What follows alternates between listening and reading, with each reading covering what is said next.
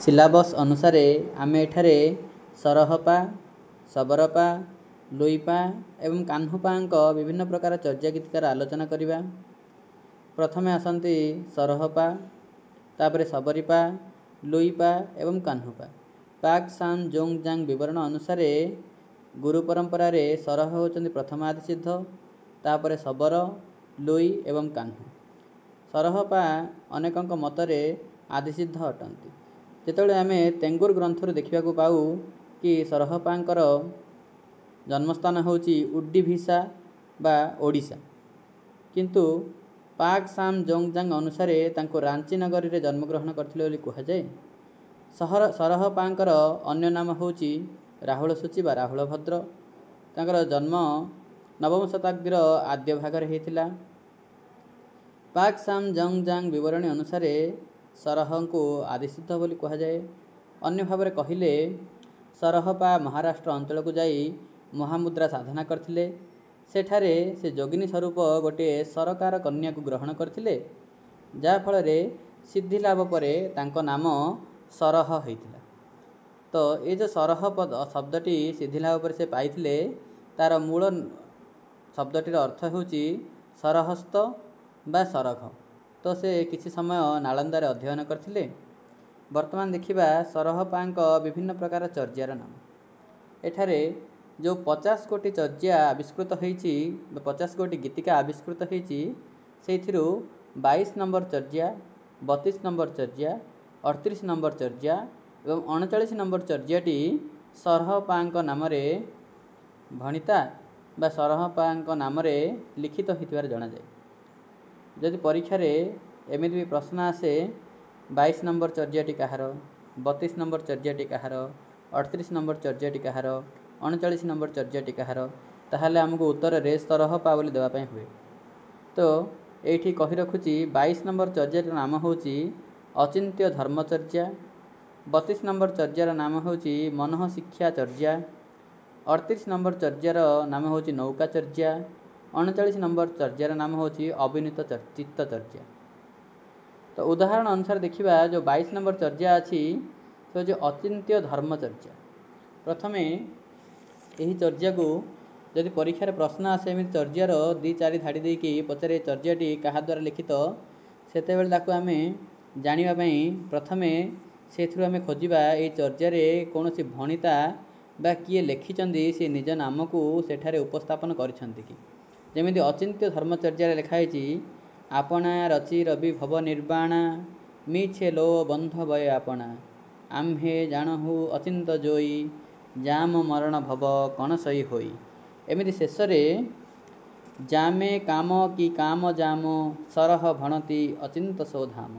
जदि एइथुरु चर्यार शेष 2 धाड़ी देला जामे काम की का जाम सरह भणति अचिंत सोधाम। तो एठारे आमे देखिबा सरह नाम रे भणति अछि।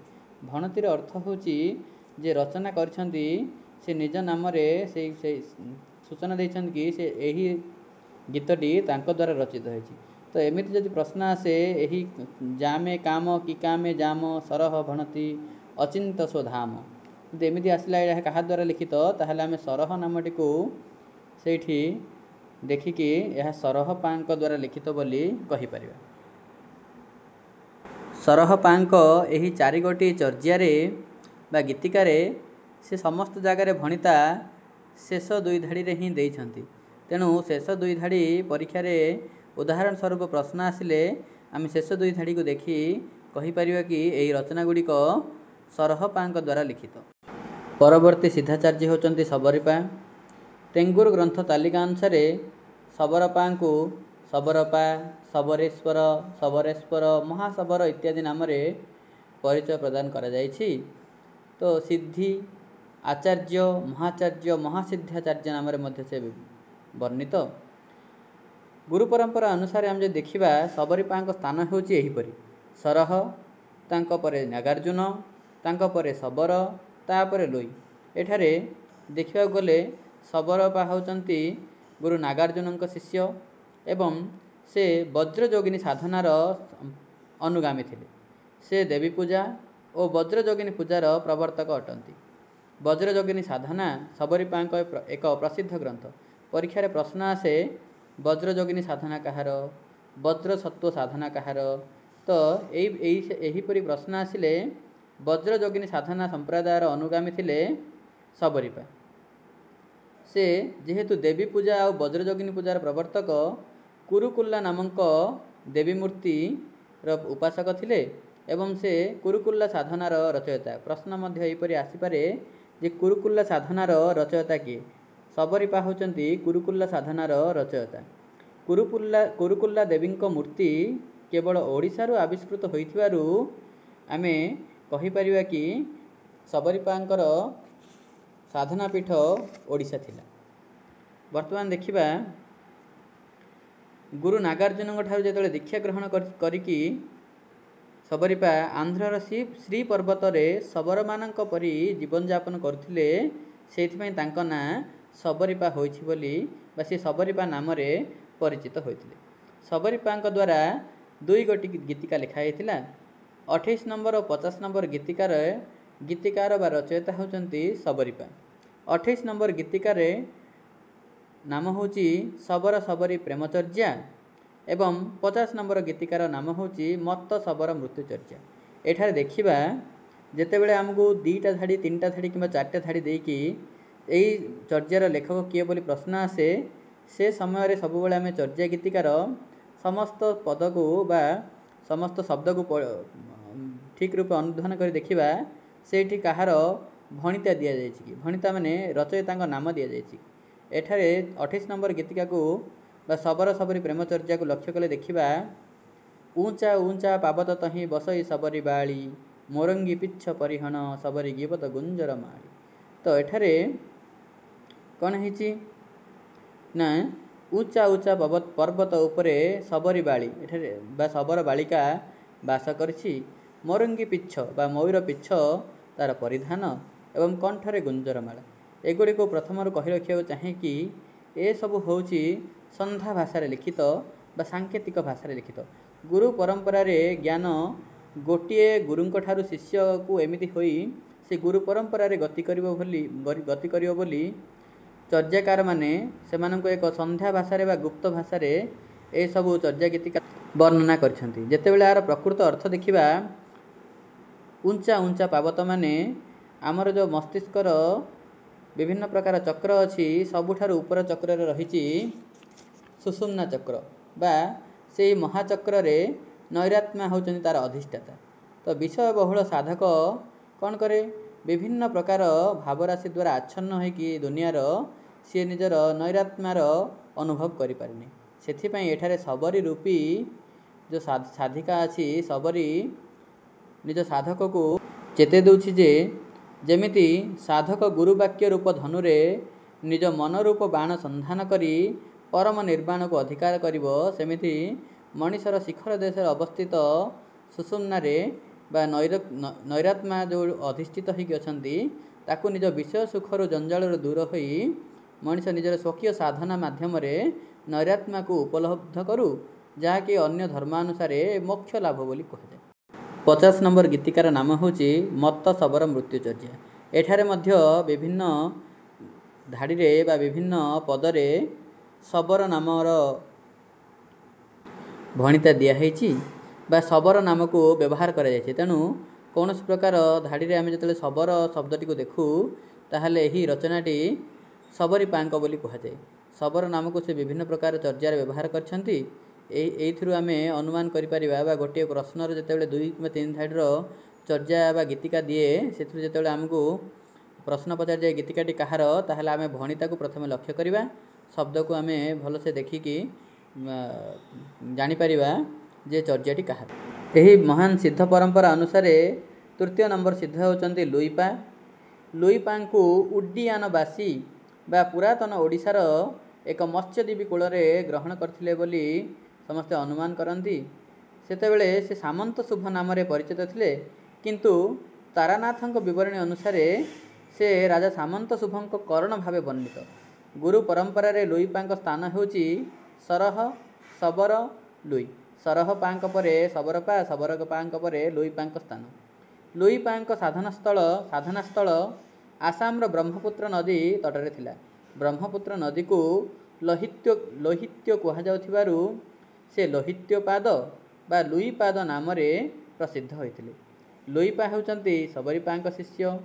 लुईपांक धर्ममत होउची सहज सिद्धि। जमिति पूर्वरु आमे सबरीपांकु वज्रयोगिनी साधनार प्रवर्तक बोली कहूतिले, एबे वर्तमान आसिला लुईपांक धर्ममत होउची सहज सिद्धि। नाथ धर्मर आदिसिद्ध मत्स्येन्द्रनाथ और लुईपा अभिन्न एवं एक बोली अनेक मत प्रकाश करछन्ति। लुईपा अभिसमय विभंग नाम एक ग्रंथ रचना करथिले। पूर्वर आम देखिले सबरीपा जमिति कुरुकुल्ला साधनार रचयिता, सेमिति लुईपा होउचन्ति अभिसमय विभंग नाम ग्रंथर रचयिता। परीक्षा रे एमिति भी प्रश्न आसीपारे एवं विभिन्न समय नेट परीक्षा भी प्रश्न आछि। अभिसमय विभंग एमि 4 गोटी प्रश्नर क स्तंभ ख स्तंभ करी से गोटी मिलन करिया पई कहिछि कि केउ ग्रंथर रचयिता किए। तो देखिबा वर्तमान लुईपांकर गीतिका गुडी। लुईपा वज्र बराही साधना संप्रदायर अनुगामी थिले। लुईपांक द्वारा 2 गोटी चर्यार आविष्कृत लिखित होइछि एवं लुईपांक 2 गोटी आविष्कृत चर्या मध्यरु प्रथम चर्याटी होउछि आविष्कृत चर्या मानक मध्यरु सर्वप्रथम 1 नंबर गीतिका एवं 29 नंबर गीतिका। 1 नंबर गीतिकार नाम होउछि काया तरु चर्या। जेतले आमे देखु लुईपांक द्वारा रचित विभिन्न प्रकार गीतिकार बहुत मात्रा रे संधा भाषार प्रयोग न होई एक सरल भाषार प्रयोग होइछि। तो एठार देखिबा प्रथम चर्याटी काय बा काया तरु चर्या। काया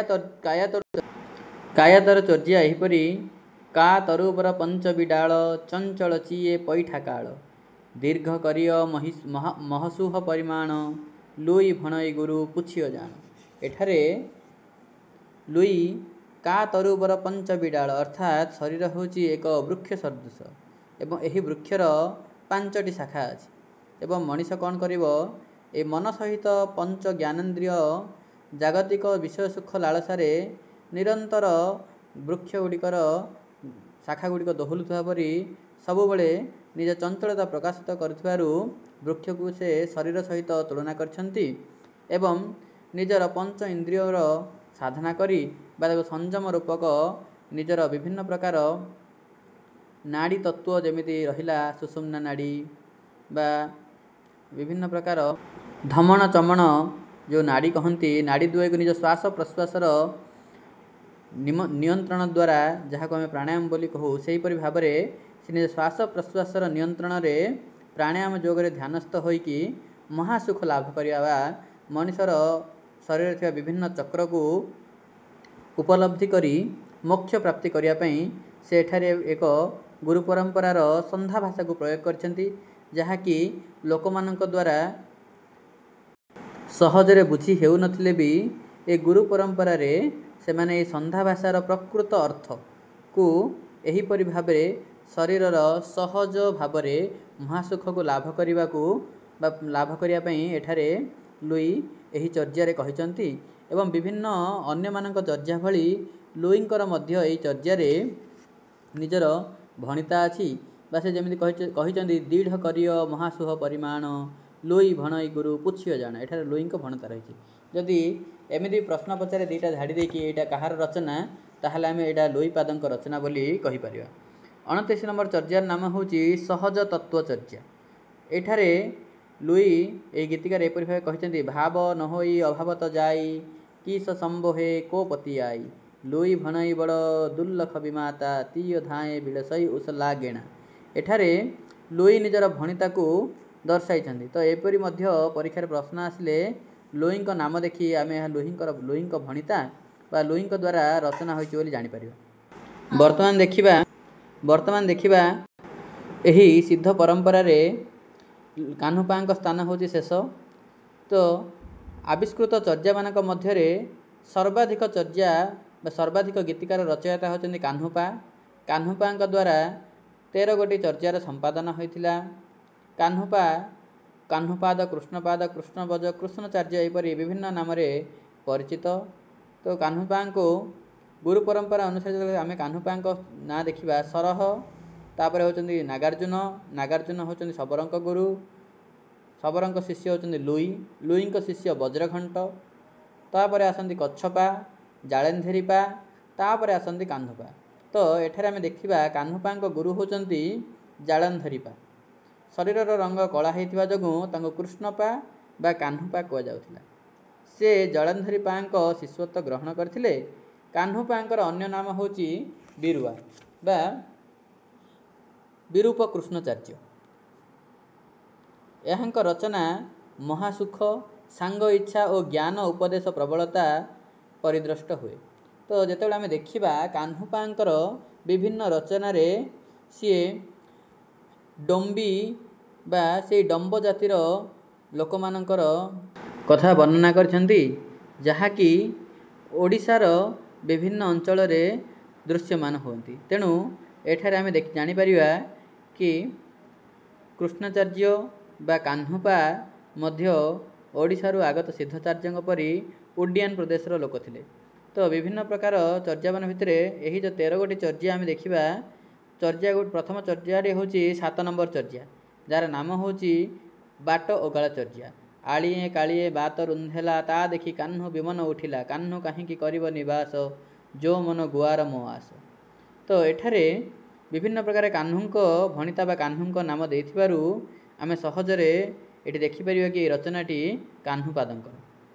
7 ନମ୍ବର ଚର୍ଯ୍ୟା ପରେ 9 ନମ୍ବର ଚର୍ଯ୍ୟାର ନାମ ହେଉଛି ମତ୍ତ ମାତଙ୍ଗ ଚର୍ଯ୍ୟା, ଯାହାକି କାହ୍ନୁପାଙ୍କ ଦ୍ୱାରା ଲିଖିତ। ଏମ୍ବକାର ଦୀଢ଼ ବା ଖେଳ ମଡ଼ିବୁ, ବିବିହ ବିୟାପାକ ବାନ୍ଧନ ତଡ଼ିବୁ, କାହ୍ନୁ ବିଳସ ଆସବ ମାତା, ସହଜ ନଳିନୀ ବନ ପଇସି ନିବିତା। ତ ଏଠାରେ ମଧ୍ୟ କାହ୍ନୁଙ୍କର ଭଣିତା ରହିଛି। ତେଣୁ ଆମେ ସହଜରେ ଜାଣିପାରିବା କି ଏଇଟା କାହ୍ନୁପାଙ୍କ ରଚନା। 10 ନମ୍ବର ରଚନାଟି ହେଉଛି ଡମ୍ବି ଚର୍ଯ୍ୟା, ଯାହାକି କାହ୍ନୁପାଙ୍କ ଏକ ପ୍ରସିଦ୍ଧ ଚର୍ଯ୍ୟା।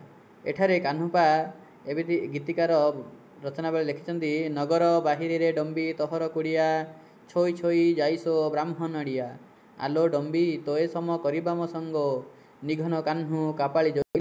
ଏଠାରେ ଯଦି ଆମେ ସାଧାରଣ ଲୌକିକ ଅର୍ଥରେ ଦେଖିବା, ତାହେଲେ ଡମ୍ବିର ଘର ହେଉଛି ନଗର ବାହାରରେ ବା ନଗର ବାହାରରେ ତା'ର କୁଡ଼ିଆ, ଏବଂ ସେ କ'ଣ କହନ୍ତି କି ତୁ କେବଳ ବ୍ରାହ୍ମଣମାନଙ୍କୁ ଛୁଇଁ ଛୁଇଁ ଯାଉ ସିନା ଆନ୍ତରିକ ପ୍ରେମ ପ୍ରଦାନ କରୁନୁ, କିନ୍ତୁ ମୁଁ ହେଉଛି ଜଣେ ଲଜ୍ଜା ବିରହିତ କାପାଳିକ ଯୋଗୀ, ଆଉ ମୁଁ ତୋ ସ୍ତରର ଲୋକ, ମୁଁ ବ୍ରାହ୍ମଣ ନୁହେଁ କି ମୋର ଜାତି ପ୍ରତି କୌଣସି ଅଭିମାନ ନାହିଁ।